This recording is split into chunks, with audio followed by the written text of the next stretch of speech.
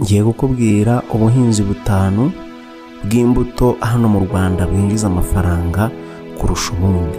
Ndahera ku mwanya wa gatanu ngeze ku mwanya wa mbere. Ni ubuhinzi butanu hano mu Rwanda bw'imbuto bwinjiza amafaranga cyangwa se butanga umusaruro vuba, ukaguha inyungu mu gihe gitoya, ukabona amafaranga ugatangira gukirigita ifaranga, bwinjiza amafaranga kurusha ubundi. Ndavuga mu imbuto zigira amafaranga, ariwe wazihingiye ukaziranguza ubundi bukaguha amafaranga. Ubuhinzi bwa mbere n'ubwa kabiri niyo business nakwifuriza buri wese. Ni ukuvuga ngo niyo nza guherutsa, niyo nakwifuriza buri wese ngo hingi uru rubuto rwunguka gutya, rutanga amafaranga gutya, urucuruza gutya, uruhinga gutya. Ndakubwira inyungu zazo guhera mu buhinzi kugeza ku musaruro wazo. Ndahera ku mwanya wa gatanu ndaza guherutsa ku mwanya wa mbere, ariko business ya mbere n'iya kabiri cyangwa se ubwo buhinzi bwa mbere n'ubwa kabiri nibwo nakwifuriza buri wese mubwira ngo hinga izi mbuto. Ni wowe nabyifuriza. Umuntu ushaka guhinga imbuto mwifurije guhinga urubuto rwa mbere n'urwa kabiri kuko nirwo bwunguka vuba. Ikindi, buno buhinzi hari ubuhinzi busaba izindi mbaraga cyangwa se bukabanza bukagusoroma bukagukuramo igishoro kugira ngo nazo zizabashe kuguha umusaruro. Hari ubuhinzi ukora bigasaba gushyiramo umurinzi uzirinda cyangwa se ugashyiramo umuntu uzajya uzibagara. Mbega ziragusaba izindi mbaraga, ubwo buhinzi buragusaba izindi mbaraga kugira ngo ubashe kubwitaho nabwo buzaguha umusaruro. Rero harimo ubuhinzi nza kukubwira buzagusaba igishoro mu buryo bwo kuzirinda, ugashyiraho umuzamu cyangwa se kuzibagara, cyangwa se ugakomeza kuzitaho uraziteza imiti runaka kugira ngo ubusimba butazirya. Hakaba n'ubundi buhinzi bwibera aho ngaho uheruka ubutera ukituriza, ubundi ukazasubira ugiye kubusarura. Bivuze ngo buno buhinzi bw'imbuto buratandukanye, harimo ibice bibiri. Harimo igice cya mbere cy'ubuhinzi cyangwa se cy'imbuto zizakomeza zikagusaba gukomeza kuzitaho, wenda ushyizemo umuzamu uzajya kuzirinda cyangwa se kuzitera imiti kugira ngo hatagira ubusimba buzirya, cyangwa se urimo urazibagara, urimo urazitaho, urazifumbira n'ibiki byose. Rero hakaba n'izindi mbuto uhinga ukazaheruka uzihinga, ubundi ukazasubira ugiye kuzisarura. Urumva ko bitandukanye, n'imisaruro rero iratandukanye. Reka nihuse dutangire gutya. Ku mwanya wa gatanu turahasanga umwembe. Kera imyembe mu buzima busanzwe ntabwo imyembe yacuruzwaga, ntabwo kuyihinga byari mu buryo bwa business, ariko ubu byabaye business kuko nta cyubu kigipfa ubusa, ibintu byose byabaye amafaranga. Rero umwembe werera hagati y'imyaka 3 n'imyaka 4, kandi umwembe ushobora kuvaho nibura imbuto cyangwa se imyembe hagati y'ibihumbi 3 n'ibihumbi 5 weze neza. Niba umwembe umwe uvuyeho ibihumbi 5 kandi umwembe umwe ukawugurisha amafaranga 50, ni urugero ndi kuguha kuko urimo urawuranguza kuko bigize business. Kandi ntabwo wahinze umwembe umwe. Niba umwembe umwe uvuyemo ibihumbi 5, umwembe umwe urubuto rumwe warugurisha amafaranga 50, uzasanga igiti kimwe kivuyemo amafaranga 25 kuko umwembe umwe tuwugurishije amafaranga 50 kandi wavuyeho imyembe ibihumbi 5. Bivuze ngo niba igiti kimwe kivuyemo 25 kandi ufite ibiti wenda 10, ugura kuba amafaranga 25 mu biti 10, urasanga mu biti 10 byose by'imyembe byawe wakoze business, wagiye ugatera ahantu uvanyemo amafaranga 250. Kandi wibuke ko uru rubuto uruheruka urutera, ubundi ukazasubira ugiye kurusarura. Ntabwo uzashyiraho umuzamu wo kuzirinda, nta nubwo uzajya komeza kujya kuzitaho ngo urabagarira kiriya giti, nta nubwo uzakomeza kuvuga ngo urashyiraho imiti cyangwa se ifumbire kugira ngo umwembe wawe uzabe mwiza cyangwa uzakure neza. Umwembe upfa kutangira utera uwitaho, ubundi hanyuma ukazaguha umusaruro. Bivuze ngo umwembe uheruka utera ukazasubira ugiye kuwusarura. Izo nyungu ni uko nguko zimeze. Ku mwanya wa 4 turasanga icyitwa indimu. Indimu ndazifatanya wenda n'amacunga se cyangwa se mandarine, uko byose ni mu bwoko bumwe. Indimu nayo nuko uheruka kuyitera ukazasubira ugiye kuyisarura. Cyokoze hari igihe wajya kuyitereshaho imiti, washatse imiti wagura imiti ukayitera bitewe n'ubusimba. Hari ubusimba bujya mu giti cy'indimu, byanze bikunze iyo bwaje buzagusaba igishoro cyangwa se buzagusaba izindi mbaraga kugira ngo ubashe kwica bwa busimba. Igiti kimwe rero igiti kimwe cy'indimu gishobora kwerera hagati y'imyaka 3 n'imyaka 4. Bivuze ngo mu myaka 3 cyangwa imyaka 4 cya giti wateye kintu gitangira kuguha umusaruro. Igiti kimwe cy'indimu gishobora kuvaho indimu nibura ibihumbi 2 cyangwa se ibihumbi 3 cyeze neza. Nta muzamu kizagusaba, nta nubwo uzakibagarira, nta n'iki uzaheruka kugitera wongera usubire ugiye kugisarura. Igiti kimwe nikiva ibihumbi 2 kandi urubuto rumwe rugura amafaranga 100. Indimu kugeza kuri iki gihe indimu imwe irimo iragura amafaranga 100 mu kiranguzo. Niba cyeze ibihumbi 2 noneho igiti kimwe ukakigurisha amafaranga, urubuto rumwe ukarugurisha amafaranga 100, ubwo bivuze ngo igiti kimwe uzagisarura amafaranga 200. Niba usaruye 200, ibaze noneho niba ufite ibiti 10. Ibiti 10 wavanyeho 200, byanze bikunze uzavanamo miliyoni 2. Kandi nta gishoro byagusabye, nta muzamu, nta kukibagarira. Wenda ikintu kizagusaba ni ukuzitereshaho imiti kugira ngo uriya busimba budakomeza kwica kiriya giti. Bivuze ngo indimu iri ku mwanya wa 4. Ibaze umuntu wahinze indimu 10, ibiti 10 by'imbuto by'indimu mu mezi 5, mu mwaka umwe akaba amaze gusarura miliyoni 2 mu biti 10, kuko igiti kimwe kizamuha amafaranga ibihumbi 200. Ku mwanya wa gatatu turasanga cyitwa voka. Voka kera ntabwo hagurishwaga, ntabwo voka zacuruzwaga, ariko kuri iki gihe byabaye business. Umuntu aragenda akagura imirima akagenda agateramo voka, ari cyo kintu cyonyine agambiriye, kuko voka imwe ishobora kwerera iyo wayiteye neza mu gutangira kuyitera. Uyiteye yerera hagati y'imyaka 2 n'imyaka 3. Iyo voka yeze kugira igahundura ikongera ikera, byanze bikunze hacamwe amezi 6 kugira ngo yongere kuguha undi musaruro. Kandi igiti kimwe cya voka gishobora kuvaho voka nibura hagati y'igihumbi n'ibihumbi 2. Hari voka zera, hari na voka aha n'igiti bitewe n'uko igiti kimeze. Hari igiti cyera vuba kandi kikera n'ibiti byinshi na voka nyinshi, hari n'icyera voka nkeya. Icyo giti kimwe rero cyavuyeho voka ibihumbi 2 n'urugero, cyavuyeho 200, kandi nta voka iri kugura amafaranga ari munsi y'100, byanze bikunze ni hejuru y'100. Reka tuve ko voka imwe havuyeho voka imwe igurishwa amafaranga 100 kandi havuyeho ibihumbi 2. Bivuze ngo voka imwe niba igura amafaranga 100 kandi harimo voka ibihumbi 2, ubwo voka icyo giti cyonyine kimwe kiraguha amafaranga 200 nacyo. Ayo mafaranga 200 niba wagize amahirwe ukaba ufite ibiti 10, ubwo naho uravanamwo miliyoni 2 mu gihe kingana n'umwaka umwe. Ibaze umwaka umwe umaze kubona naho miliyoni 2. Impamvu biri kungana n'izi ndimu ni uko izi voka zo zera vuba vuba, kuko kera cyongera gishora cyongera kera, mu gihe indimu yimaze guhundura hacamo igihe kinini kugira ngo izongere guha umusaruro. Ariko voka hacamo amezi 6 ikongera guha undi musaruro. Bivuze ngo voka umusaruro wayo urihuta cyane kandi n'isoko ririhuta cyane kugira ngo ubone abantu baza kuzitwara cyangwa se ubone abakiriya b'izo voka. Voka imwe ishobora kuvaho amafaranga 200 ari igiti kimwe, ubwo niba ari ibiti 10 byanze bikunze uravanamo miliyoni 2. Voka ni ikintu kigira agaciro muri kino gihe. Aha ni ku mwanya wa 3. Ngiye kukubwira ku mwanya wa 4 n'uwa 5 nizo business za mbere nakubwira ngo niba ushaka gushora muri business, kora izi business ebyiri ngiye kukubwira zijyanye no mu buhinzi bw'imbuto. Izi ngize ebyiri ngiye kukubwira, wibuka ko ibi bintu bya mbere nkubwiye nta gishoro bigusaba, uheruka kubitera bikimenyera agasozi kabyo, ubundi bikaguha umusaruro. Nta zindi mvune bizagusaba, byo bizimenya ubundi biguha umusaruro. Nubwo biguha umusaruro mu gihe gitinze, ariko n'umusaruro wihuse kandi ukaza vuba vuba. Ni ibintu bihora ku isoko. Ibi bintu maze kukubwira uko ari 3 cyangwa se zino mbuto maze kukubwira uko ari 3 uko zikurikirana, nizo zintu za mbere zitazagusaba ngo urazibagarira cyangwa se hariho umuzamu cyangwa se washatse ifumbire cyangwa se washatse imiti runaka. Oya, byanze bikunze n'iyi voka uheruka uyitera ukazongera kuyisubiraho ugiye kuyisarura. Bivuze ngo nta mu kintu na kimwe bizagusaba, ni ugutera ukitoreza ubone bikazaguha umusaruro mu gihe gikwiriye kandi umusaruro wihuse kandi vuba. Ibyo ngiye kukubwira rero ari byo ngiye nakubifurije ngo ebyiri za mbere nziguhitiyemo. Ku mwanya wa 4 turahasanga icyitwa ibinyomoro cyangwa se hari ababyita ibikonfitoro. Iyi ni ku mwanya wa 4. Ibikonfitoro ni ibintu bya mbere nakubwira ngo bikore. Niba ushaka ko guhinga imbuto, hinga ibikonfitoro cyangwa se ibinyomoro. Ibikonfitoro ubihinga muri buno buryo.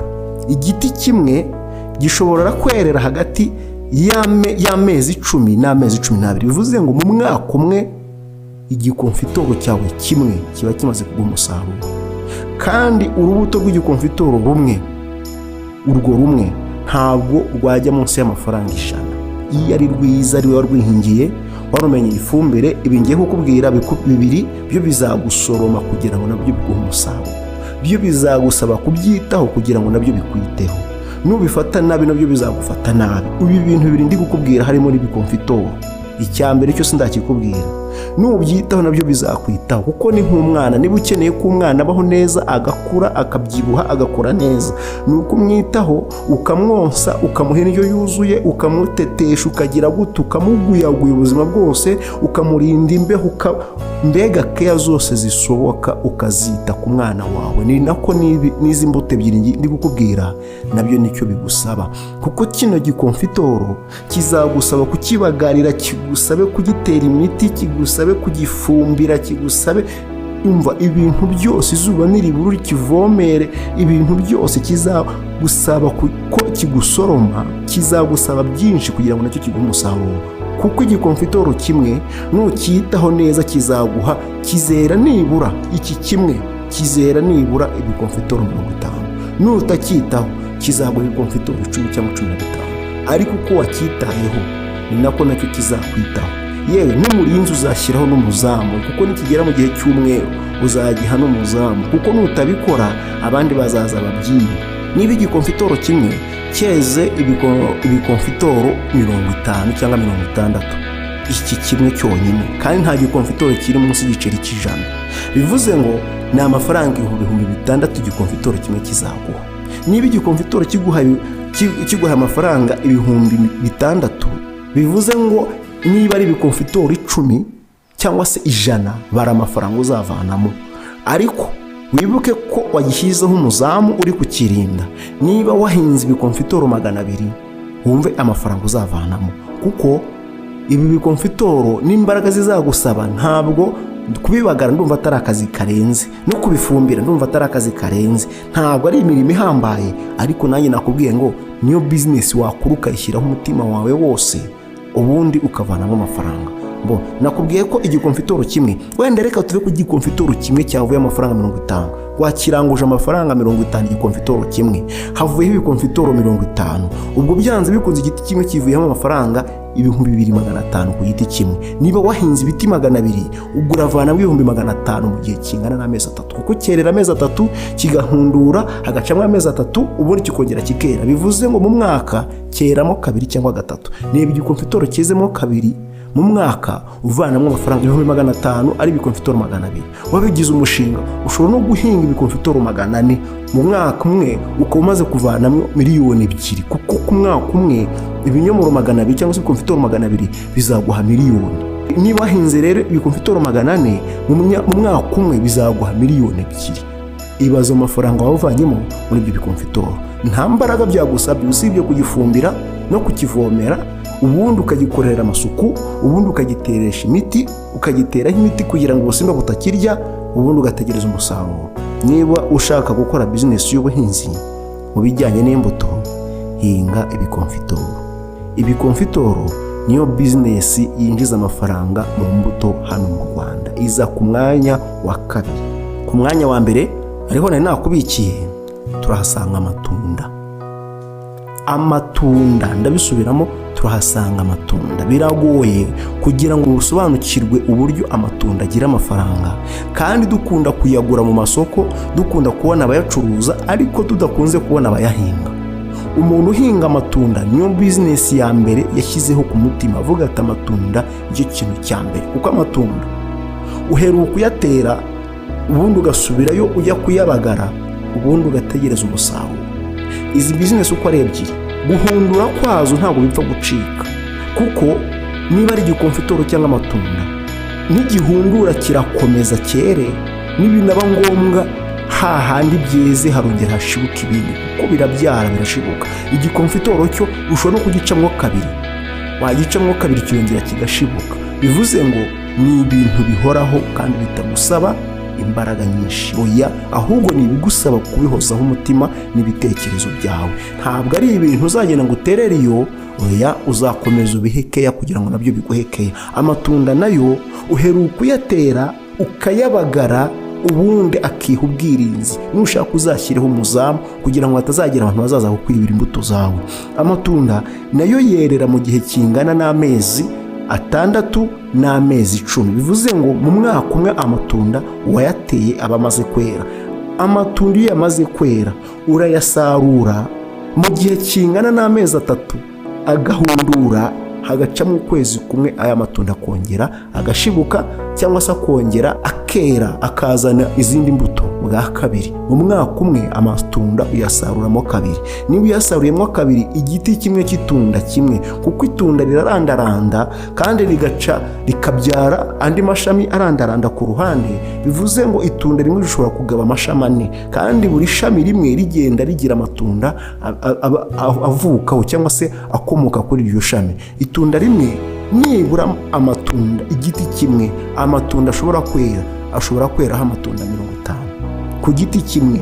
Niba havuye amatunda 50, wajya kuyaranguza itunda rimwe ukaritangira amafaranga 50, bivuze ngo naho zasa igiti kimwe kizava amafaranga 2500. 2500 ku giti kimwe. Niba wateye ibiti 200, byanze bikunze uzavanamo miliyoni mu mwaka umwe, kuko kera 2 mu mwaka. Bivuze ngo umwero wa mbere mu mezi 3 ya mbere uzavanamo amafaranga 500. Mu kindi kika cya 2 muri uwo mwaka naho havamo andi 500. Bivuze ngo mu mwaka umwe uzakuramo miliyoni. Wibuke ko amafaranga ndi kubabwira ni amafaranga make, kuko nta tunda uzagura ku mafaranga 50 rimwe. Byanze bikunze itunda rirahenda. Ni kimwe na cya gikonfitoro nakubwiye ngo twaburiye amafaranga 50. Ntabwo wabona igikonfitoro cy'amafaranga 50. Byanze bikunze ni 100. Rero niba uvanyemo amafaranga ari hejuru ya 500, mu mwaka umwe umaze kuvanamo amafaranga ari hejuru ya miliyoni, kandi ikintu byagusabye ni umuzamu uri kubirinda kugira ngo hatagira abantu baza kuzonona cyangwa se bakaziba, ubundi ukivaniramo inyungu zawe. Izi business ebyiri nizo business naguhitiramo ngo genda uhinge amatunda n'ibikonfitoro. Ibyo nibyo bintu wagenda ugakora kandi bikaguha inyungu mu gihe gitoya. Ntabwo bizagusaba izindi mbaraga, ni ugutera ubundi ukabibagara byonyine, nta bindi. N'umuzamu ubundi haza udusimba ugashaka imiti ugateraho, nta kindi. Ubundi mu mezi 3 ya mbere ukibonera amafaranga yawe 2500, andi mezi 3 ya kabiri muri uwo mwaka aho ukavanamo amafaranga 500. Miliyoni yawe ukabura yibitse. Kandi wateye ibiti bingahe? Wateye ibiti 200. Wagize akarusho niba ufite umurima ufite aho guhinga, wateramo ibiti 400 ho, byanze bikunze mu mwaka umwe ukafunza gukirigita miliyoni 2 zawe. Erega wicika intege ngo wumve ko ibintu bitakunda. Ibintu byose birashoboka. Iyo wabishyizemo umwete byose birakunda, ariko wabishyizemo intege nkeya ntabwo bigenda. Ikintu werekejeho umutima cyose kirakunda, kuko uba ugifiteho umwete n'ubushake n'ubushobozi. Ariko ikintu uri gushidikanyaho byanze bikunze ntabwo cyakunda, kuko ugikorana intege nkeya ntabwo byagenda. Ibintu washyizemo imbaraga zawe byose birakunda. Ibintu ndi kubabwira n'ubishyira mu mutima wawe, si nibyo ndi kubabwira. Ibintu byose washyizeho umutima wawe uzabirebe, urabikora kandi bigakunda. Ariko ibintu washidikanyijeho ntabwo byagenda. Byagenda gute se na nyir'ubwite atabishaka? Byagenda gute se na nyir'ubwite nawe atari kubitekereza, ahubwo akabitekereza akumva ari nk'inzozi? Ubu hari abantu bari kumva ibintu ndi kubabwira akumva ni nk'inzozi, rimwe na rimwe akavuga ati ntibyakunda. Nge ndakubwira ibintu byaguhesha amafaranga, nta nyungu ndi kukwaka, nta n'igishoro ndi kukwaka. Nge ni inama ndi kukugira ngo kora ibi ngibi kandi byakunda. Ni igitekerezo ndi kuguha, ni inama ndi kuguha muri business wakora. Ese buri uriya murimo wagiye guhingisha ari amafaranga washoyemo amafaranga, umurimo uzawuhingishamo amafaranga, kandi amafaranga uzagaruza mu gihe gitoya. Nakubwiye ngo mu buno buhinzi ndi kukubwira buzagusaba igishoro cya mbere cyonyine, ubundi ibindi bizakurikiraho uzakirigita amafaranga. Ibintu utazahora ushoramo amafaranga buri kanya, ahubwo izi mbuto n'ibyo uzahinga nizo uzahinga, ubundi ukagenda yibonera amafaranga gake gake mu mwaka, kandi ukayagwiza amafaranga menshi. Ndagushimiye rero, nizere ko nguhaye ibintu by'agaciro, nizere kunyuzwe. Niba unshimiye simbizi, niba uri kungaya simbizi, ariko ntabwo wangaya kuko nta gishoro washoye kugira ngo bino bintu mbiguhe. Singuhaye ibintu byiza se, saba rero wakoze.